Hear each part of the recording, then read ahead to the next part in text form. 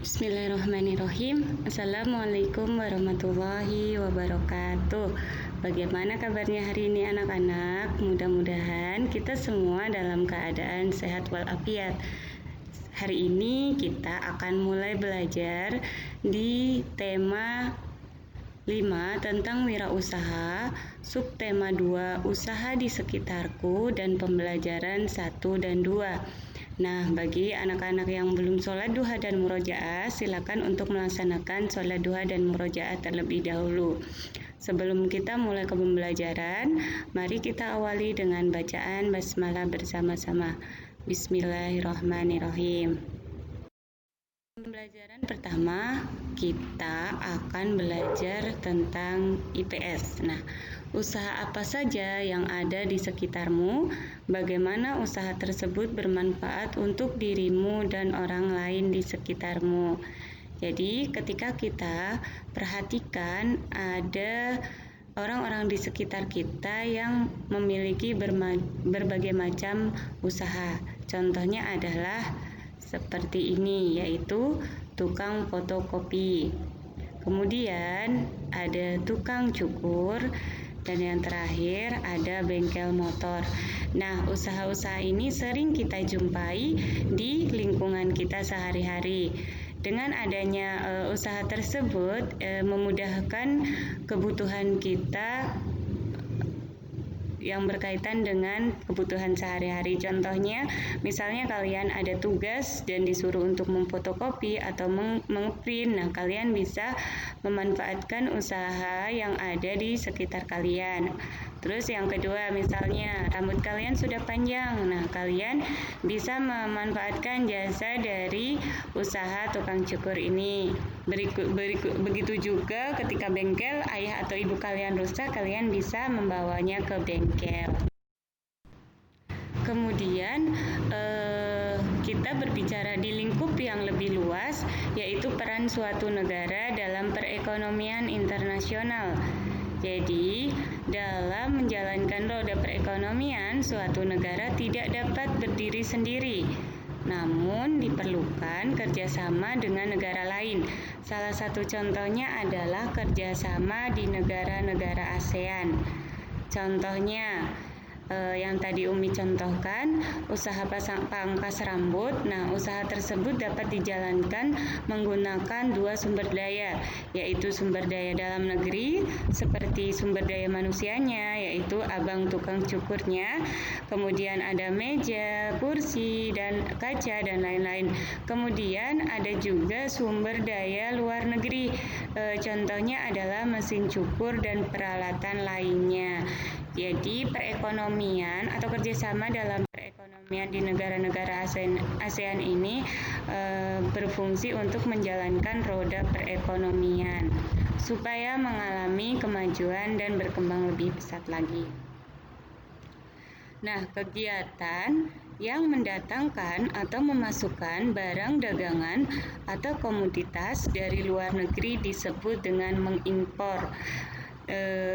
Pelaku usahanya adalah importir. Kemudian kegiatan mengirim barang atau komoditas ke luar negeri disebut mengekspor. Nah, pelakunya dinamakan eksportir. Jadi kayak kita misalnya impor tentang spare part motor dan lain sebagainya. Terus kita mengekspor padi, jagung, dan lain sebagainya. Itu adalah usaha ekonomi di tingkat internasional. Selanjutnya, kita akan membaca teks di halaman 67 dan 68. Silakan disimak terlebih dahulu. Ekspor batik terus meningkat. Kementerian Perindustrian menargetkan ekspor batik hingga 2019 mencapai 1, miliar US dollar atau sekitar 22,07 triliun. Berdasarkan data Kementerian Perdagangan, ekspor produk batik cenderung meningkat setiap tahun. Pada periode Januari sampai April 2015, nilai ekspor mencapai 1,8 juta US dollar atau sekitar 1,2 triliun rupiah. Ekspor pada 2014 mencapai 340 juta US dollar atau sekitar 5 triliun rupiah. Jumlah itu meningkat 17% jika dibandingkan dengan ekspor 2013. Batik Indonesia sudah diekspor ke berbagai negara ASEAN seperti Malaysia dan Singapura. Selain itu juga ke negara Amerika, Eropa, dan Australia. Kemudian teks bacaan kedua adalah Kasongan Bantul ekspor gerabah miliaran rupiah per bulan. Kalangan pengrajin di Sentra Kerajinan Gerabah dan Keramik Desa Kasongan, Kabupaten Bantul, Daerah Istimewa Yogyakarta, mampu mengekspor berbagai macam kerajinan. Ekspor tersebut mencapai 80 kontainer per bulan atau setara dengan sekitar 6 miliar rupiah. Berbagai kerajinan gerabah yang diekspor itu meliputi guci yang dibalut dengan kerang dan kaca, patung, hiasan luar ruangan dengan berbagai model dan motif kembangannya. Sentra Kerajinan Kasongan memiliki ratusan pengrajin yang tersebar di 5 pedusunan dengan sekitar 200 pengrajin kualitas ekspor, termasuk 5 perajin skala besar. Pada periode 2018 sampai 2010, ekspor kerajinan memang cenderung turun, terutama ke Amerika dan Eropa.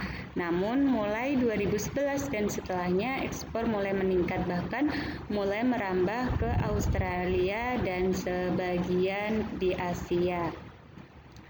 Nah, kemudian menurut kalian apa saja komoditas lain yang bisa diekspor dari Indonesia ke negara di lingkup ASEAN? Kemudian apakah kalian juga mengetahui komoditas atau barang apa saja yang diimpor dari negara di lingkup ASEAN? Nah, ternyata banyak sekali ya produk-produk dalam negeri kita yang sudah diekspor ke luar negeri. Selanjutnya, di situ ada sebuah benda pensil, kemudian peniti, ada magnet, paku, jepitan kertas, sisir, gunting, batu, kemudian penggaris, daun, gelang, dan cermin. Ini adalah alat-alat yang ada sebagian yang bisa ditarik oleh magnet dan ada sebagian yang tidak bisa ditarik oleh magnet. Benda-benda yang bisa ditarik oleh magnet dinamakan magnetis atau benda magnetik. Kemudian benda yang tidak dapat ditarik oleh magnet dinamakan benda non-magnetis. Nah, salah satu benda magnetik adalah yang terbuat dari logam atau besi. Contohnya ada peniti, magnet itu sendiri, paku, jepitan kertas, kemudian ada gunting yang bagian atasnya.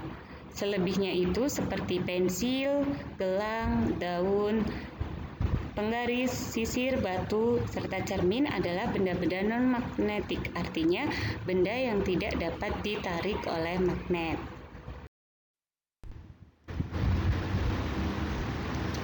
Tahukah kalian bahwa wirausaha yang sudah berkembang biasanya membutuhkan karyawan yang lebih banyak? Wirausaha tersebut dapat menulis iklan atau selebaran tentang lowongan pekerjaan untuk mendapatkan karyawan sesuai dengan kebutuhannya. Kemudian, ketika kita ingin melamar sebuah pekerjaan atau mengikuti kegiatan, kita diharapkan untuk mengisi daftar riwayat hidup seperti yang sudah Umi contohkan kemarin. Kemudian apa itu daftar riwayat hidup? Daftar riwayat hidup merupakan data yang berisi informasi tentang diri seseorang. Kemudian daftar riwayat hidup digunakan untuk mendaftarkan diri seperti mengikuti lomba kesenian, menjadi anggota sebuah tim, atau melamar pekerjaan. Kemudian, daftar riwayat hidup ini bisa ditulis dalam bentuk yang singkat maupun dalam bentuk narasi atau sebuah cerita, tergantung dari diri. Nah, kita kita akan melanjutkan di pembelajaran kedua. Silakan perhatikan poster yang ada di buku kalian atau di layar HP kalian. Nah, usaha kecil atau menengah atau UKM, gerabah dan batik Nusantara perlu terus dipromosikan agar dikenal lebih luas, baik oleh konsumen dalam negeri maupun mancanegara. Salah satunya adalah melalui poster. Ayo kita mengenal poster sebagai bagian dari reklame. Apa itu poster? Di poster merupakan reklame yang berbentuk lembaran berisi informasi atau promosi suatu produk. Biasanya poster ditempel di dinding atau di tempat yang sudah disediakan. Contohnya adalah poster tentang kegiatan. Kita bisa menjumpai banyak poster di jalan, di toko, atau di tempat tertentu. Ini adalah salah satu contoh poster untuk mempromosikan pameran batik. Dan ini juga salah satu poster untuk pameran gerabah. Kenapa setiap usaha atau kegiatan itu harus dipromosikan melalui poster? Karena dengan adanya poster atau pembuatan poster ini, usaha atau kegiatan yang kita lakukan bisa dikenal oleh banyak orang. Kemudian bagaimana proses mendesain poster dengan tangan? Yang pertama, kalian harus menyiapkan kertas polos, pensil, dan pensil warna. Jadi pensil warna ini digunakan untuk mempercantik poster yang kalian buat. Yang kedua, pilih kertas polos sesuai dengan keinginannya. Yang ketiga, buatlah 3 garis tipis. Nah, ini ada di buku kalian ya.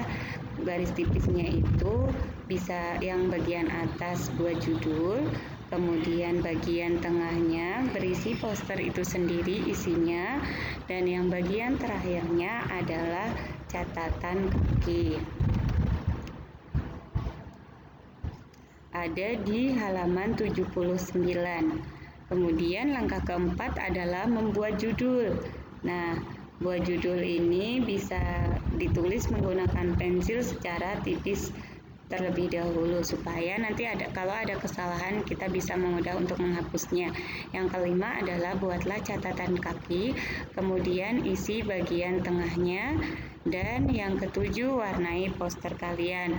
Nah, kalian bisa nih merancang atau merencanakan kira-kira mau membuat poster apa ya untuk mempromosikan suatu produk atau kegiatan yang akan kalian laksanakan.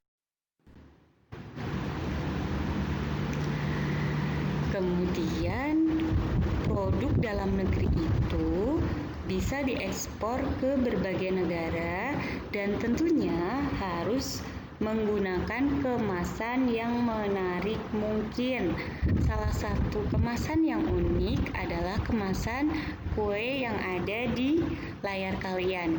Kue tersebut kira-kira berbentuk apa ya anak-anak? Iya, kue tersebut berbentuk prisma segitiga. Nah, bagaimana sifat dari prisma segitiga ini? Yang pertama, memiliki bentuk alas atau atap yang kongruen atau yang sama. Misalnya, segitiga ABC sama dengan segitiga DEF. Kemudian, setiap sisi bagian samping prisma berbentuk persegi panjang. Prisma segitiga dibatasi oleh 3 persegi panjang di setiap sisi sampingnya, yaitu ABED, BCFE, dan ACFD.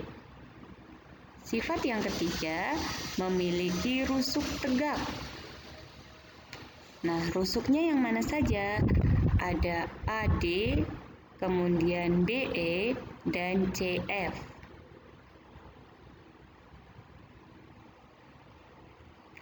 Yang keempat, Setiap diagonal bidang pada sisi yang sama memiliki ukuran yang sama. Contohnya, prisma segitiga ABC dan DEF. Pada gambar prisma segitiga di atas, diagonal bidang pada sisi ABED memiliki ukuran yang sama, panjang. Perhatikan bahwa AE sama dengan BD, BF sama dengan CE, dan AF sama dengan CD.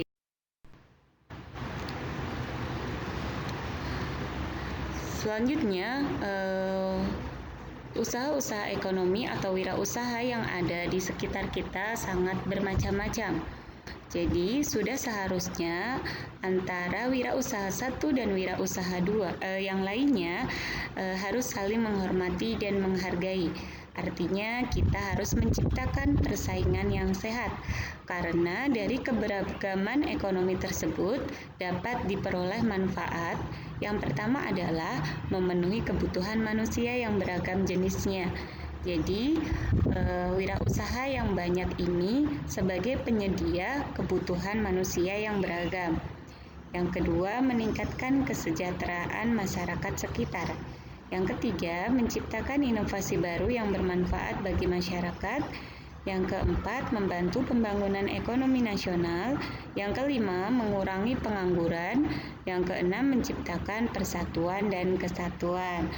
Mungkin hari ini materinya itu saja. Silakan dipahami materinya. Apabila ada pertanyaan, silakan ditanyakan ke Umi atau Ustadznya. Kurang lebihnya mohon maaf. Kita tutup dengan bacaan hamdalah bersama-sama.